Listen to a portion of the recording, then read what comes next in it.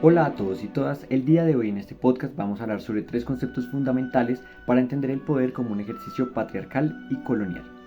Estamos hablando de el sexaje de Colette Guillaumin, el sistema género moderno colonial de María Lugones y la crítica al bovarismo de Silvia Rivera Cusicanqui. Junto a John, Andrea, Alejandra y Sofía nos vamos a encargar de desarrollar estos conceptos a la luz y tomando como ejemplo el capítulo de Love, Death and Robots número 8, del cual Andrea nos va a ayudar a hacer la sinopsis.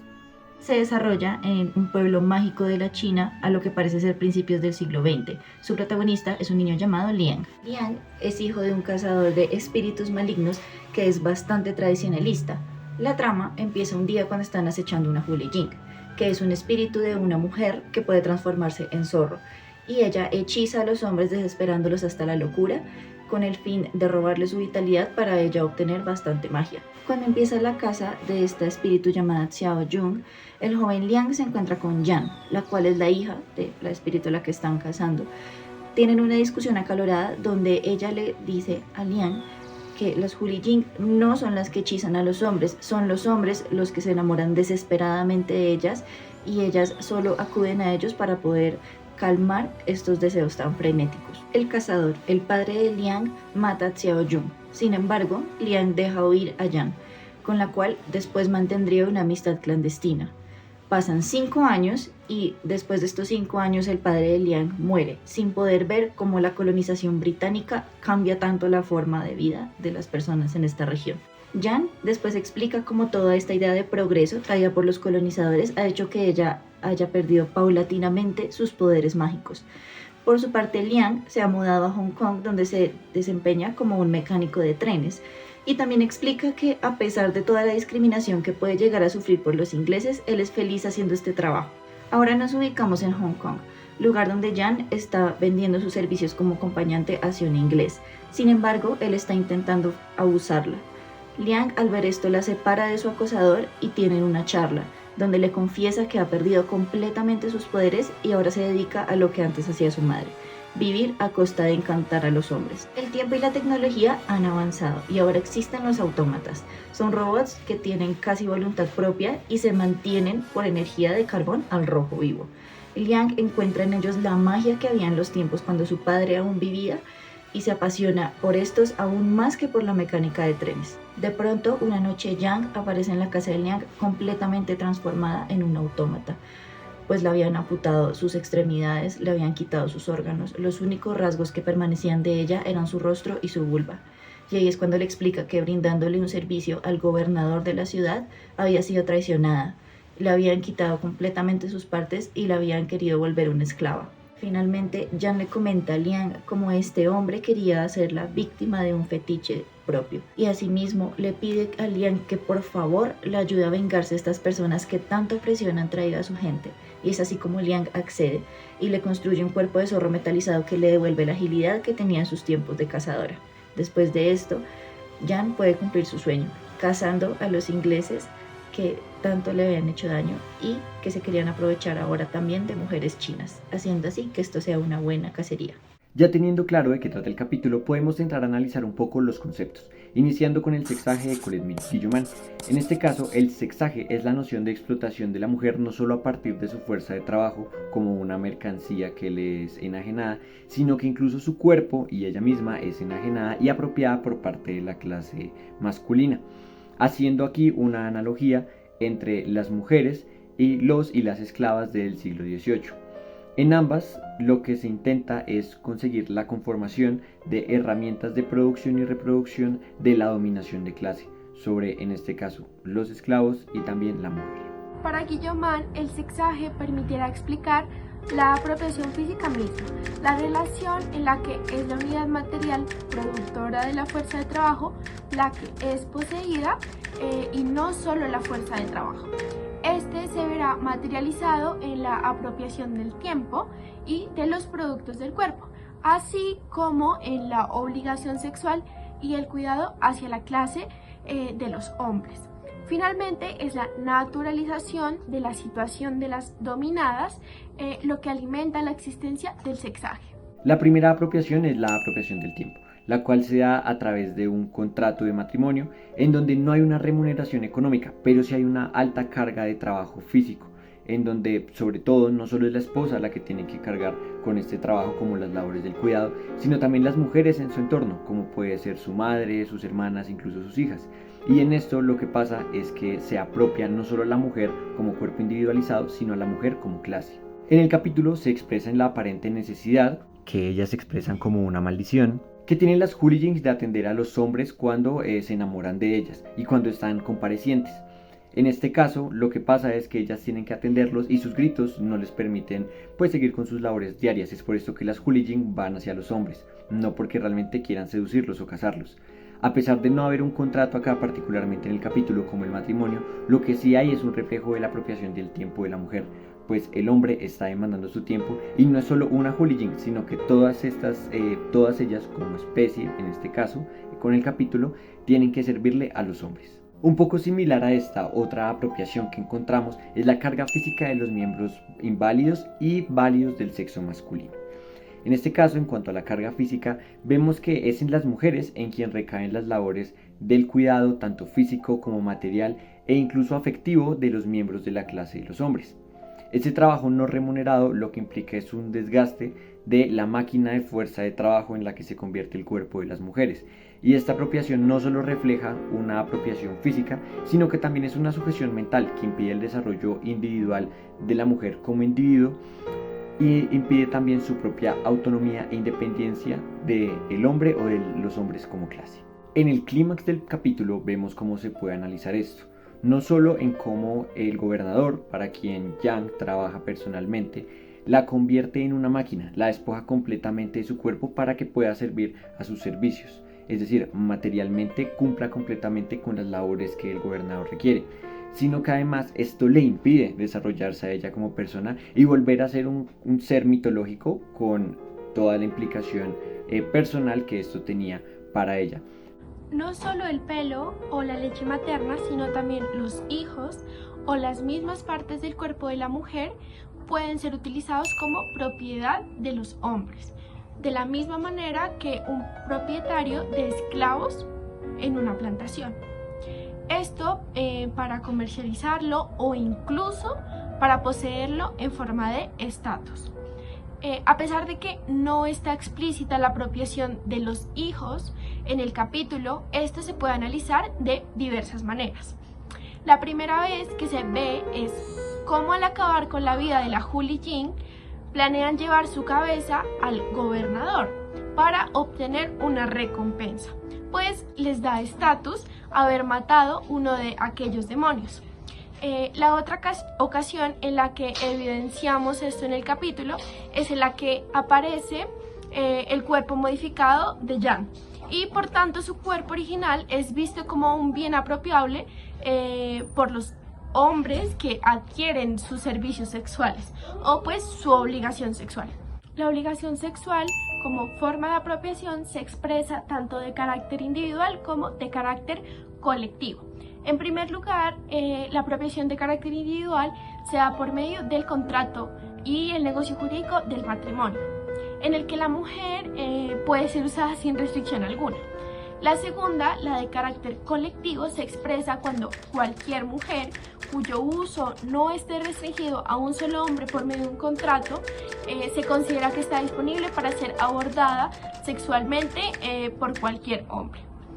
Ambas formas de apropiación se representan respectivamente por un contrato no monetario y por medio de la prostitución. Esto lo vemos en dos momentos del capítulo. El primero de estos es cuando Hooligan, al tener que huir de su lugar de origen hacia la gran ciudad, debe buscar un modo de sobrevivir. Y pues esta es obligada a usar su cuerpo para la satisfacción erótica y sexual de los hombres más poderosos de Hong Kong. Aunque Hooligan no esté casada, los políticos y dirigentes de la ciudad suponen que su cuerpo está disponible para su uso. Esto visto en situaciones donde ella les dice a aquellos sujetos estar cansada y que ellos le digan que los chicos jamás se cansan. Adicionalmente, Julie Jean asume que lo único que le queda para poder sobrevivir y seguir adelante, tal como lo muestra el capítulo, es su belleza. Por lo que vemos, el cuerpo de la mujer es expuesto como un objeto de valor económico y de cambio que le permita esa sobrevivencia. En segundo lugar, al finalizar el presente capítulo, vemos como estos mismos hombres, estos mismos políticos, encierran a una mujer que pasea sola por la ciudad, la cual es desnudada con la pretensión de abusar sexualmente de ella.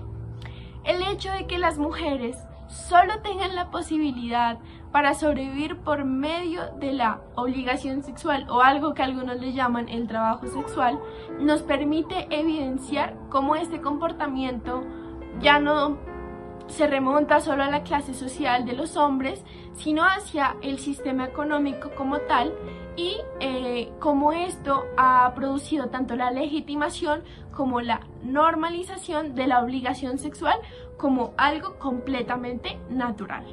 Ya teniendo claro el concepto de sexaje y las 4 apropiaciones que se realizan del cuerpo de la mujer, vamos a desarrollar el siguiente concepto. Y para esto Alejandra nos va a ayudar respondiendo la siguiente pregunta, y es ¿cómo se conecta esta historia con el sistema moderno colonial de género que propone María Lugones? María Lugones, filósofa y educadora popular, investiga la interseccionalidad entre raza, clase, género y sexualidad. Su objetivo es entender la preocupante indiferencia de los hombres, incluso de aquellos que son víctimas de la dominación racial y el capitalismo global, hacia las violencias sistemáticamente infringidas sobre las mujeres de color. Ella argumenta que el feminismo hegemónico, predominantemente blanco y burgués, ha ignorado esta interseccionalidad, ocultando las experiencias de las mujeres no blancas en sus luchas por la mujer. Lugones se basa en el trabajo de Aníbal Quijano y su concepto de colonialidad del poder, que es un eje fundamental en el patrón de poder capitalista eurocentrado y global. Quijano entiende que la raza es una ficción impuesta universalmente para clasificar a la población y establecer relaciones de superioridad e inferioridad. La modernidad, por su parte, es una fusión del colonialismo y la colonialidad con las necesidades del capitalismo, creando un modo de conocimiento eurocentrado que privilegia la medición y la cuantificación y objetivación. Sin embargo, Lugones critica que la mirada de Quijano sobre el género es limitada, ya que presupone una comprensión patriarcal y heterosexual de las disputas sobre el sexo. Para Lugones, el dimorfismo biológico, que sería la dicotomía o diferencia entre hombre y mujer, en este caso, el heterosexualismo y el patriarcado son características del lado visible claro del sistema moderno colonial de género. Ahora, pues abordando un poco más lo del sistema moderno colonial de género, podemos ver que tiene 2 caras que están interconectadas. Tenemos el lado visible o claro, el cual se aplica principalmente a las mujeres blancas y burguesas. Se caracterizan por la pureza y la pasividad sexual, la fragilidad corporal y mental, y las recluye al espacio privado. Su función principal es la reproducción de clase y la raza blanca, y están excluidas de la autoridad colectiva, la producción de conocimiento y el control de medios de producción. La heterosexualidad aquí es compulsiva y violenta, limitando los poderes de estas mujeres, pero sirviendo para reproducir el control capitalista. Por otro lado, tenemos el ámbito oculto u oscuro. En contraste, este aplica a las personas colonizadas y no blancas, incluyendo a las anahembras y anamachos y las personas del tercer género. Estos conceptos son usados por Oyewumi sobre la sociedad yoruba. Estas personas fueron violentamente reducidas a la animalidad, sometidas a sexo forzado con colonizadores y a una explotación laboral tan brutal que a menudo las llevaba a trabajar hasta la muerte. Se les considera sin género en el sentido en que no encajan en la feminidad o masculinidad blanca hegemónica. Son meramente marcadas sexualmente como hembras o machos, pero sin las características de la feminidad o masculinidad como se entendía para los blancos. Este lado es inherentemente y completamente violento. Es crucial entender que para Lugones las sociedades precoloniales a menudo no tenían sistemas de género binarios, jerárquicos o patriarcales. La colonización impuso estas categorías y roles, como lo demuestran en los estudios de Oyewumi sobre la sociedad yoruba y de Gunn Allen sobre las tribus nativas americanas. Muchas gracias por hacer el desarrollo conceptual. ¿Me podrías decir tal vez un poco cómo se da esta conexión con el capítulo? Podemos iniciar hablando de cómo la Julie Jean es vista desde la perspectiva de Lugones, o puede ser vista desde la perspectiva de Lugones, como una mujer de color o un espíritu sujeta a la colonialidad del género. En este apartado, la Julie Jean como criatura mística y otra para la visión del padre de Liang puede ser interpretada como una representación de las mujeres no blancas o ana-hembras, dentro del lado oculto, oscuro del sistema de género.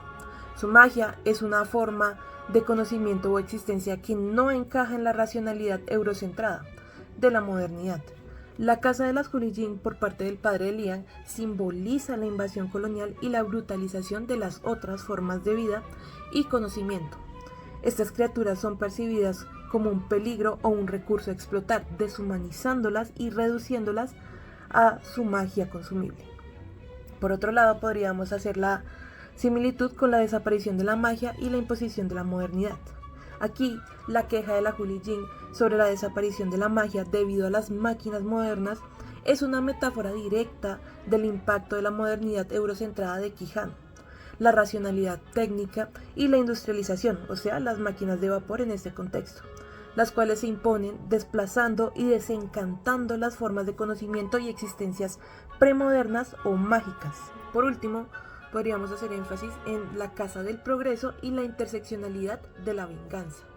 La Julie Jean busca cazar a los que se creen dueños de todo y a los que hacen el mal, identificando esto como progreso. Este objetivo encapsula la lucha contra el sistema de poder capitalista eurocentrado que María Lugones y Quijano critican. La venganza de la Julie Jean no es solo personal, sino una acción contra un sistema de opresión múltiple que intersecta la colonialidad, la explotación de género y la subordinación racial y de especie. La serie nos invita a ver que la opresión no es unidimensional, sino un entretramado de categorías. Muchas gracias, Aleja. Ya con esto claro, vamos a avanzar entonces en el último concepto, que es el concepto de bovarismo desde Silvia Rivera. Para esto John nos va a dar algunas luces no solo de qué trata este concepto, sino también posteriormente nos explicará cómo se desarrolla en el capítulo. Dale, John. Silvia Rivera retoma la idea de Frank Tamayo, quien usaba el término bovaristas para describir a los pedagogos e intelectuales de escritorio que importaban métodos y programas educativos europeos, como gimnasia sueca o programas franceses, de forma elitista e imitativa, modernos solo en apariencia, sin adaptarlos a la realidad del país. Tamayo creía que esta inteligencia no veía la realidad, sino solo lo que se decía de ella en los libros. De tal manera, Rivera utiliza el término bovarismo como una metáfora, pues para ella representa el bloqueo que impide a ciertas élites intelectuales y políticas bolivianas reconocer su propia herencia y realidad local. Esta mentalidad bovarista se caracteriza por una doble moral, autoritarismo y perversión ética, encubiertos por declaraciones misioneras de desarrollo o cambio. Es una élite intelectual que puede ser inteligente, pero se le acusará de esquizofrénica y bipolar, incapaz de hablar una lengua compatria, inepta para crear una nación propia o habitar su territorio. Rivera conecta el bovarismo con la condición colonizada de las élites. Es un síndrome de encrucijada que se manifiesta en un doble discurso o alma dividida. En su versión más degradada, el mestizo bovarista es oportunista, se aferra al estado patriarcal, niega su huella india y puede mostrar violencia, autoritarismo o misoginia como la furia acumulada de un pasado no digerido. Se trata de una política del olvido que borra la contradicción.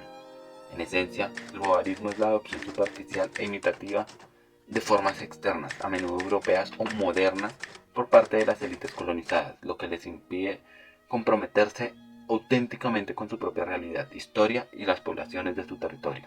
Ahora consideremos el episodio Buena Cacería. Este nos ofrece dos casos de análisis, el de Jan y el de Lian. Para empezar, recordemos que Jan proviene de un pueblo tradicional donde la magia existe, y siendo ella misma un espíritu con poderes mágicos, sufre las transformaciones de su mundo por culpa de la llegada de los colonizadores y la modernidad tras esto.